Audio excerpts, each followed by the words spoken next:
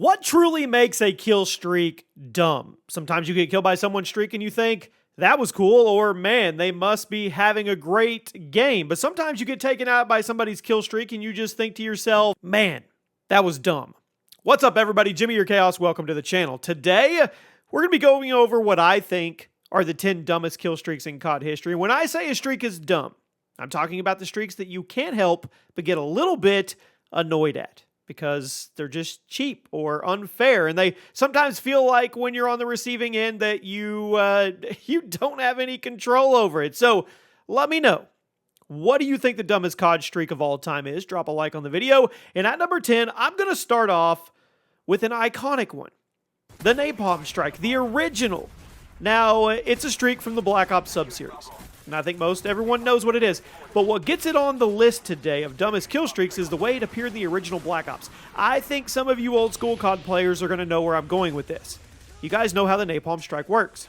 You mark a spot on the map, and then that spot gets bombed with a bunch of fire canisters that instantly kill anyone in the blast radius, and then also kill anybody who walks into the fire before it burns out. But back in the original Black Ops, the hitbox on the fire was really janky, to say the least. It was pretty common for you to get killed by the fire when you were inside a building or around the corner from it, and that could get frustrating. You would just be running around the map avoiding the fire, then all of a sudden, your character would burst into flames, drop dead without even coming close to the firewall. I love the original Black Ops. I've never been shy about calling it my favorite Call of Duty game of all time, but even I can admit that the Napalm Strike probably could have used a little extra attention from Treyarch during development, because that hitbox, it was kind of dumb. At number 9, the HDXD. Now, the RCXD is a fan favorite streak that appeared in every Black Ops game to date, and even has a couple variants show up in other Call of Duty titles. But the Black Ops 3 version got under it got under some people's skin, and I get it.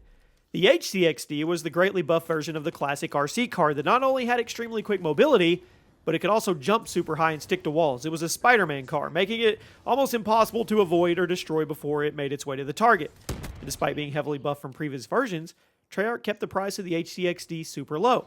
So if somebody in the lobby had it in their strike package, they were basically guaranteed to get at least 5 to 6 times throughout the match, which that got annoying really quickly. Look, I like the RC car, but I'll be the first to admit that the Black Ops 3 version was kind of dumb. Even though it was fun, I think we can all agree a little dumb. If Treyarch was going to buff the mobility this hard, they probably should have made it a bit more expensive to earn and maybe a little less spammable.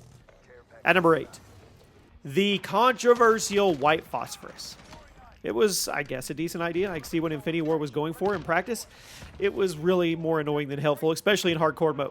The white phosphorus would cover the map in white gas, made it hard for enemy players to see more than 15 feet in front of them, but it would also leave a few canisters around the map that would instantly kill anybody who touched them. And the reason why it's on today's dumb list is because for the longest time, the white phosphorus would also hinder your teammates' visibility. So not just the enemy teams, yours too. What's the point?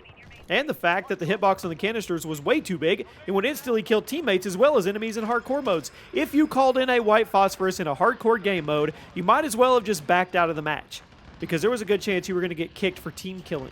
I mean, yeah, you would kill 6 to 7 enemies, but you were also probably going to kill 3 to 4 teammates in the process as well, because it's not like they could see where the janky canister hitboxes were either. In core modes, it was annoying and underwhelming. In hardcore, it was straight up dumb. This was a troll streak, and you can't convince me otherwise. At number 7, the infamous no-skill multi-kill. You guys know exactly what I'm talking about. The support stealth bomber from the original Modern Warfare 3. I'm totally in favor of the stealth bomber remaining in Call of Duty. I think if it's a traditional kill streak and hard to earn, it's perfectly balanced. But what made the 2011 version of the stealth bomber so dumb? You already know. The fact that it was put in support streak categories for some reason, meaning you didn't actually have to go on a streak at all. Support streaks didn't reset upon death, so literally anybody, little Timmy, anybody, Christmas noobs, they could earn the stealth bomber over and over and over as long as they had it equipped. The hardest part of it was for them to equip it and then use it. It wasn't expensive. It cost you 14 points, which really wasn't that hard to get when your streaks weren't resetting. A half-decent player could call the stealth bomber in 2 to 3 times in a match. I mean, the Modern Warfare 3 community quickly named it the no-skill multi-kill. I'm only putting it at number 7 because it's such an obvious pick. And since it's a support streak, I didn't think it was quite as dumb as some of the others we're going to talk about. Just know that if you were one of those people running this back in the Modern Warfare 3 days, the whole lobby didn't like you. They hated you every single match. They did. At number 6, the Wheelson. Specifically, the Wheelson on shipment. Pretty cheap streak in Modern Warfare 2019 would cost you 7 kills, easily capable of doubling that on the smaller maps for a couple reasons. First of all, spawn protection. Basically non-existent in Modern Warfare 2019, so if you were using the Wheelson and its automatic grenade launcher, you could easily just spawn trap the enemy team from a safe distance, get you a dozen kills. Second of all, some joker over in Infinity Ward thought it would be a great idea to give the Wheelson an insta-kill hitbox while it was moving, so you could literally just drive into enemy spawn points, run them all over before they could react. On the larger maps, the Wheelson was easy enough to avoid and destroy before it could do much damage, but on shipment, it was the dumbest thing ever put in there. 7 kills would give you a tank, a Wally tank droid that not only had a grenade launcher on its head, but it was also in God mode, instantly kill anybody who touched it for some reason like it was a Halo 1 Warthog. It was dumb. And now we arrive at the top 5. The Sniper's Nest. We as Call of Duty players have kind of accepted that helicopters are part of multiplayer. They're big, obvious things that hover around the map and fire machine guns at players that give you a little bit of time to react before killing you, and it feels pretty fair. But the Sniper's Nest, it was different. It appeared in Black Ops 4, and it was a helicopter with a couple AI-controlled sharpshooters that would instantly kill enemy players they laid eyes on, and it got frustrating. It's one thing to get killed by a machine gun from the sky, because at least then you have a split second to react or cover once it starts shooting. But the Sniper's Nest would instantly drop you over and over and over again. It felt super unfair. I know, it was awesome to be the one that called in the nest, because you'd get 10 to 15 kills before it left the map.